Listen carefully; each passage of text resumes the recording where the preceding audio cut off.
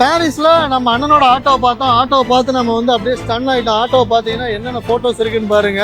உண்மையான உழைப்புன்னு ஒண்ணு இருந்தா போதும், நிச்சயமா உயர்வுன்னு ஒண்ணு இருக்கு.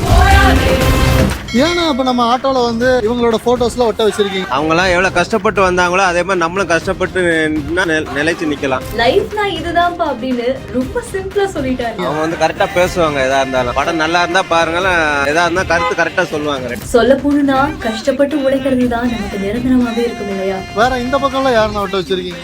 அம்பேத்கர், காமராஜர், அப்துல் கலாம். உங்களுக்கு என்னென்ன ஆசை? நல்லா உழைக்கணும், நல்லா சாப்பிடணும், குடும்பத்தோட நல்லா இருக்கணும். அவ்வளவுதான். எவ்வளவு நான் சம்பாதிப்பீங்க? காலைல இருந்து நைட் வரை கஷ்டம்.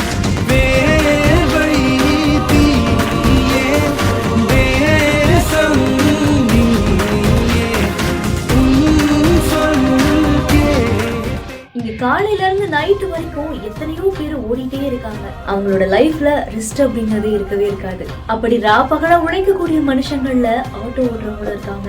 சோ இங்க ஒரு ஆட்டோல பாத்தீங்கன்னா தேச தலைவர்கள், ஹீரோஸ் உடைய ஸ்டிக்கர்ஸ் எல்லாமே ஒட்டி வச்சிருக்காரு. சோ என்னன்னு போய் அவர்கிட்ட கேட்கும் போது எல்லாருமே அவங்களோட லைஃப்ல ரொம்ப ஹார்ட் ஒர்க் பண்ணி மேல வந்தவங்க.